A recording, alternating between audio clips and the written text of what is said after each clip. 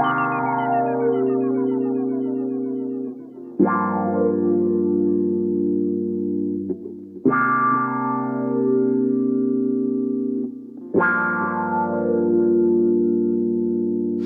up out the womb of man with everything that you demand. You could say I had a plan way before I had a fan. Some would probably call it luck, I just call it being blessed. You ain't never did the work, but you wanna be the best. This is the Build Your Own Brandcast. I'm your host, Mike Pirtle, with a reminder that we all have a brand.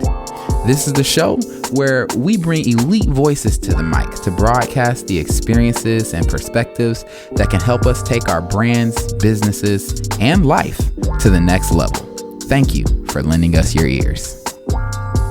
Ladies and gentlemen, I'm here with my man, Justin Hunte. Word up. Empire Builder himself. I'm happy to be here, man. Thank you so much. Thank you so much for having me. I appreciate you. 100%. Shout out to the National Urban League, bringing people together. Right. And Queen Kelly, making sure that the people continue to connect. Holding down Indianapolis all over the world. Yeah, buddy. Disrupt Indy, disrupting the world. Worldwide. Why? I had to say that because we really wanted to use the Step Brothers reference during the pitch today. Okay. And we decided to take it more serious. I mean, you know, levity is also good. Yeah, research and development. I've seen the movie 1.5 times, man. I enjoyed it 1.5 times. Right. And that's enough. That's enough. What other things do you enjoy? You know, I know you're a media mogul. I am. Yeah, I also really enjoy Zaxby's chicken. Now, Zaxby's, I think it came from New Orleans or something. I think Cane's and Zaxby's are probably my favorite chicken finger chains. But Zaxby's in Greenville, South Carolina, first chain to open up that made the chicken finger the main course. Facts. Like everybody else used to make the chicken finger like the side option aside from maybe the burger or the steak or the fish.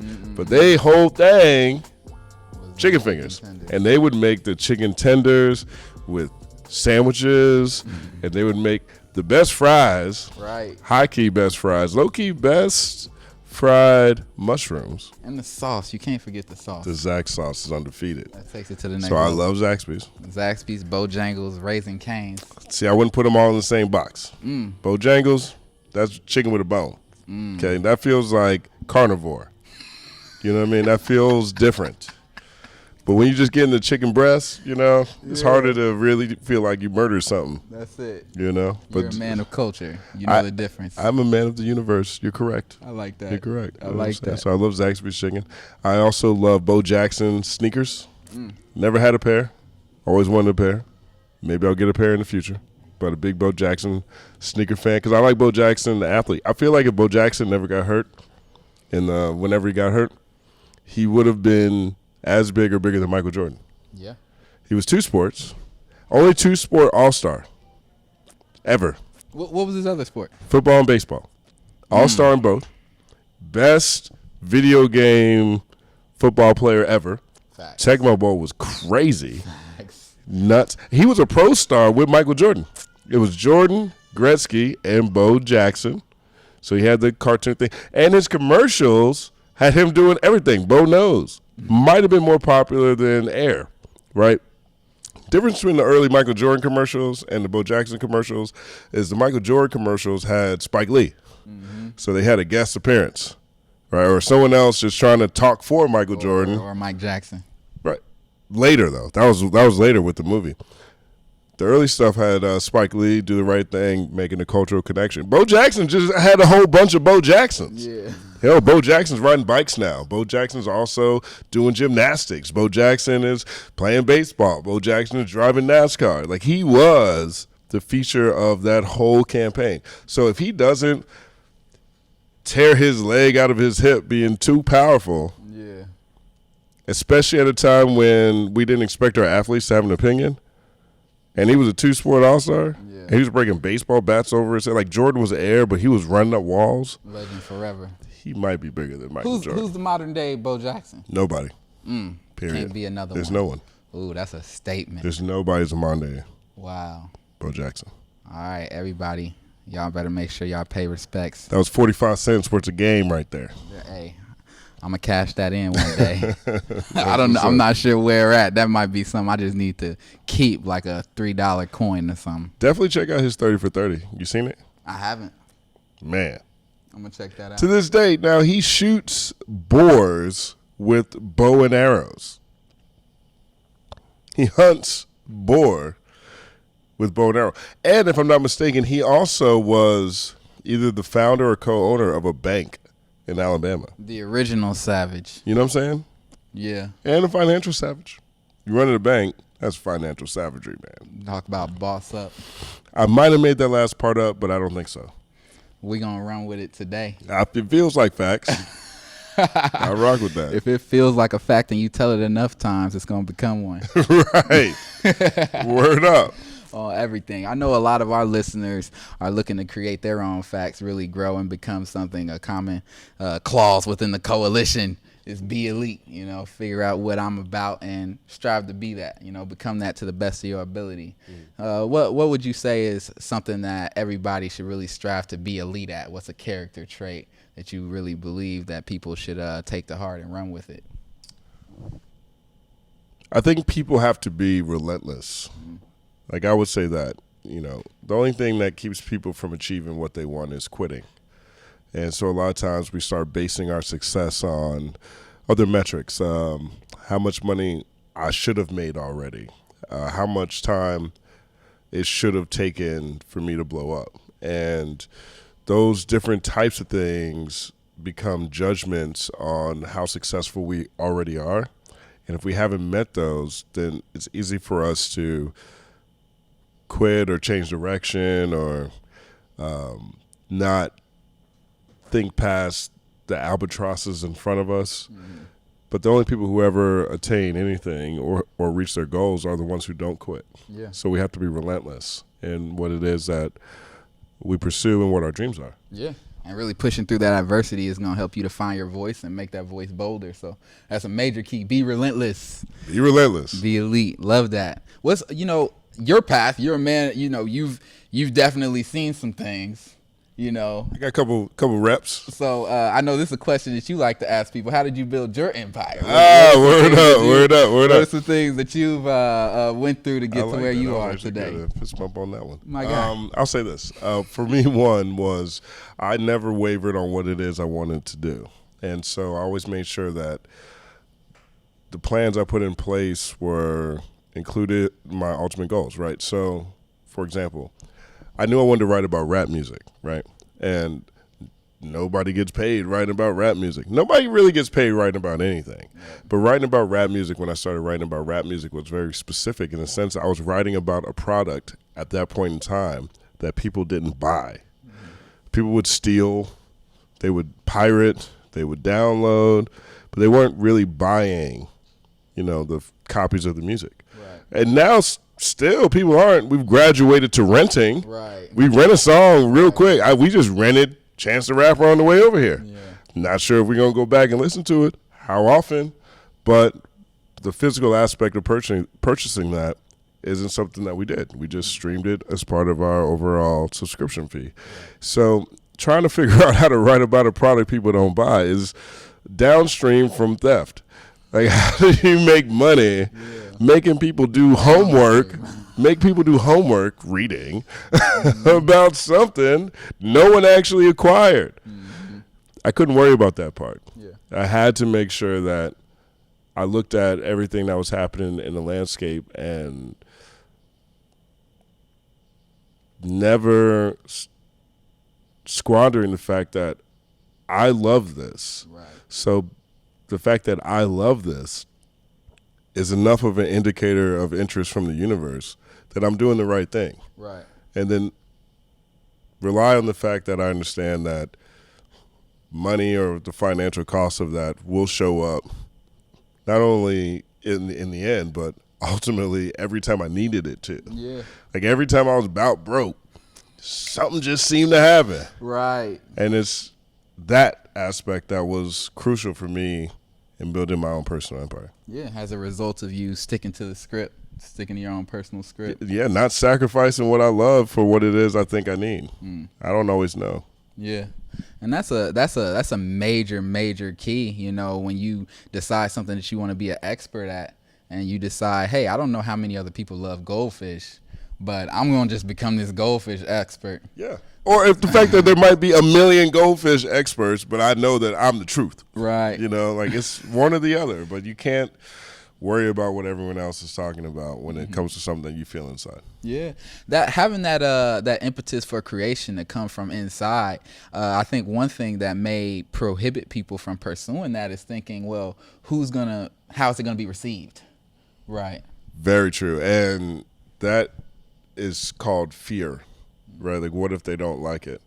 I'm not sure how important that is. Yeah. Look, nobody liked anything I wrote before they read it. How about this? RZA is one of the people that I respect more than anyone in art at this point. Not even just hip hop or rap. RZA is he's the mind behind the Wu-Tang Clan. And RZA is so funny. RZA will talk about how all the fans, the Wu-Tang fans all the time are like, oh, you guys need to go make 36 Chambers again, or you need to go do this, you need to go do that. And RZA is sitting here looking at them as, well, what do you guys really know? Like, you know what you like that we created. And then fans, because RZA is vocal, a lot of times fans will be like, well, we made you guys.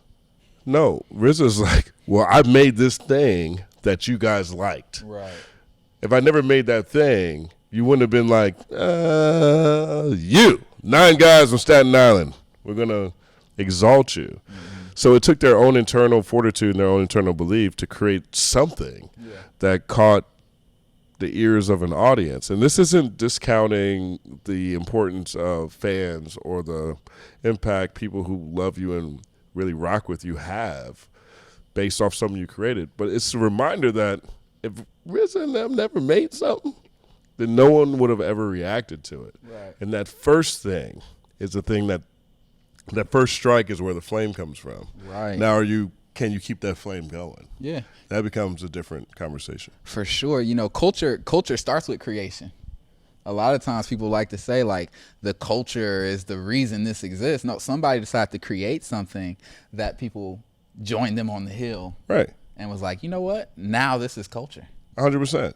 Like, rap is older than hip-hop, right? People have been rapping for a long time, right? There's poetry has been around. People have been putting words in a row in different ways that didn't necessarily have melody around them. People have been writing on walls forever. Right. So graffiti's older than we want to give credit to it being, you know. But all those things coming together at that time created this spark that, you know, lit the whole world up if we're talking about hip-hop. But it definitely took Kool Herc to figure out how to make his speakers louder than his neighbors and throw a party at the right time. It definitely took, you know, Grandmaster Flash to figure out how to put technique and make 2 turntables an instrument, you know, modeling it, whether he would describe it this way or not, off of James Brown having 2 drummers. Yeah. 2 turntables are kind of like 2 drummers. You know what I mean? So all these things, people have been dancing forever. The style of dance that came out of this culture were things that someone put their own unique twist on, and then Africa Bambaataa put them all together and called it a culture. Right. And it took him to call it a culture, which is different than any other genre, right? Because he's the guy who did the research and read the books that said for anything to be a culture, there needs to be a dance element, a music element, a spoken word element, and a visual arts element. So he took all these disparate things that were already happening and called it hip-hop. Like, imagine if you were a graffiti artist in 1978, right? Like, let's say hip-hop starts, what do they say, it's 44 years, 45 years, so let's say it's 74, right? Correct me if I'm wrong. But let's say you're a graffiti artist. Well, modern graffiti, you can argue, look more like Philly in 68, right? Just that style of it. And we know people have been writing on walls forever. Right. So those guys in the 60s, early 70s or whatever that were doing graffiti, whatever they were listening to, it wasn't rap. It wasn't hip-hop. Yeah. Like, they literally weren't. They just got co-opted.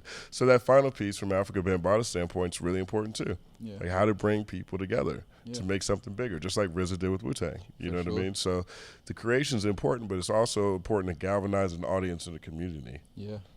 That's awesome. You know, everything great has been informed by something great, you know, and it's really key to remember, don't be too prideful to show love to the things that inspired you. Right. Saying thank you goes a long way. Right. Shouting things out.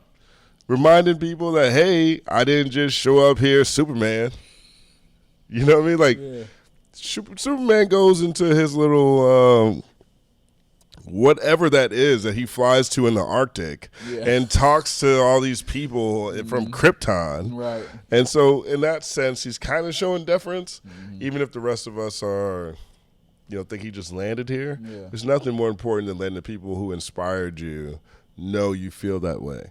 Because you're carrying on their legacies. You want the same to happen downstream for you. For sure. What are some of the figureheads that have inspired you in your writings and your commentary? Man. Torre. There's a writer named Torre, and he's my all-time favorite rap journalist. And so he went to Emory. He wrote for Billboard for a long time. He ended up doing a lot of pioneering interviews. You ever see that interview with R. Kelly? And that guy's asking R. Kelly, do you like underage girls? And R. Kelly's like, when you say teenage, how old are we talking? Girls who are teenagers. You know what I'm saying? Like, he's got that one. He's got all just these incriminating himself. Classic things. But he was able to do radio, written work, television work, to the point where he ended up hosting a show or being one of the hosts of a show on MSNBC called The Cycle, which was a political show that had nothing to do with hip hop. So he was able to take that conversation, the hip hop conversation, the hip hop aesthetic, into other fields of human endeavor that weren't immediately connected to the culture. So in that sense, he expanded it. Yeah. Like, he showed me that you can write about rap music and be a lot more than just someone who's writing about rap music, or just talk about, you know, whatever latest song came out. You can take this farther. Kevin Powell did the same thing. Sway is on my Mount Rushmore. He's the only rap journalist on my Mount Rushmore who isn't a writer. Like, Sway doesn't actually write. Yeah. Like, Sway was doing all the ill MTV stuff, all the radio stuff. He's the only guy who interviewed a sitting president in the White House with his Sway hat on.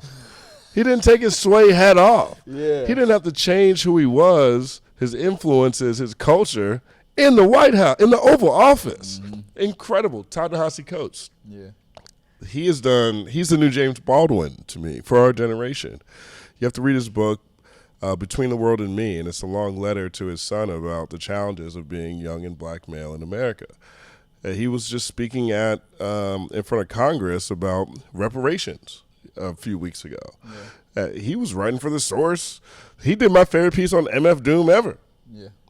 These are people who've been able to take critiquing or contextualizing sounds that came from the Bronx into spheres that connect us all to our community, to ourselves in a lot of different ways, and it has nothing to do immediately with beats and rhymes. Yeah.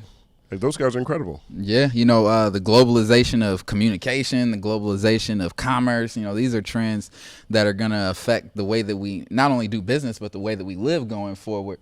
And it's, you know, we were seeing it now with artists being able to communicate their voice from out of their living room, out of their garage. You know, it's something that everyone should really take note on. Is like, if you have that voice inside of you that says, hey, you need to do this, there's really no barriers. There's no barriers to doing that. Yeah. And except for yourself. Except for yourself. So get out the way. Yeah. Yeah, I think actually earlier while we were sitting in the conference, I'm not sure who said what to inspire this thought in my head, but it was like, don't allow your objections to overcome your objectives. Powerful.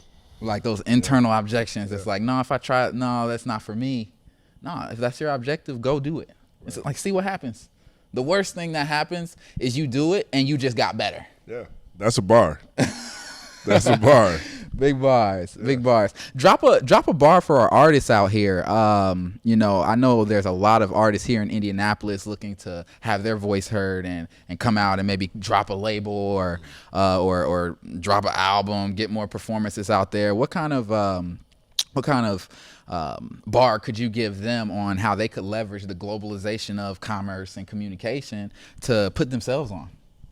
I gotta give a shout to a cat named Optimo Ram out of Houston, and one of the first cities I went to and did some work in and got a chance to cover that I didn't live in was Houston. And Optimo Ram produces stuff, and he does a lot of video stuff out of the Screw House. He says, if it ain't local, it ain't live. And I think, I grew up in the South. I grew up in Greenville, South Carolina, and Charlotte, North Carolina, and Chesapeake, Virginia. And I was born in New Jersey. And I've lived in Brooklyn for 10 years, and I've lived in Amsterdam, and I've been in LA for a while. And one thing is consistent, no matter what movements are coming from these places, whether they have cameras or not, whether they have media or not, is that they have been able to bring their community together and they've been able to get the support of the people that are most local. Bringing people together locally is why other people travel to see what's happening. So the globalization of hip-hop, or the globalization of anything, since our economies are now basically global, international economies of scale, comes from bringing people together, resources together on a localized level to some fashion. Yeah. And the ability to be able to do that controls a conversation around the market, especially here in Naptown, right? You guys got like 1 million people. You got a pro football team, a pro basketball team, a women's basketball team. You got one of the biggest racetracks in the whole hemisphere, and you got 2 different types of race cars, and most people in the South only got one. You got a whole bunch of international stuff that's already here. So whenever anybody comes to this town, they want to see who's number one or who's holding down or what the town has to offer. It's going to be the localized collective energies of people uniting and working together that will take everything else global. Yeah. So not to worry about chasing people in other places you don't know that well. Work on bringing people together, and that'll take you all over the world. That's big. Life happens in phases. It happens in cycles. And, you know, we've been focused on getting outside of ourselves, hopping into our phones and teleporting all over the world. It's big for us to get out of those phones and reconnect with those right in our face again. You know what I mean? Like, I just came from the pregame podcast. Yesterday, shout out pregame. I was at Naptown Thrift. I met a bunch of artists over there. We had the National Urban League, and most of the people I met at the Urban League were from here. And so these are and now I'm here with you right now, and thank you for having me. And these are 4 or 5 different things that I've never done in my life that are localized, dope Naptown stuff. And there's a lot happening here, and being able to work together collectively is how everybody else always did it. And it needs to be highlighted more often. I think one thing I used to see in South Carolina a lot was that people would act like Greenville was small or slow or not Atlanta or not Charlotte or not all these other places. And we spent so much time talking about that we didn't talk about all the things that it actually was that none of those other places had to offer. So, you know, it's easy to forget how important everyone you have around you really are when you're so busy looking, you know, at what everyone else is doing.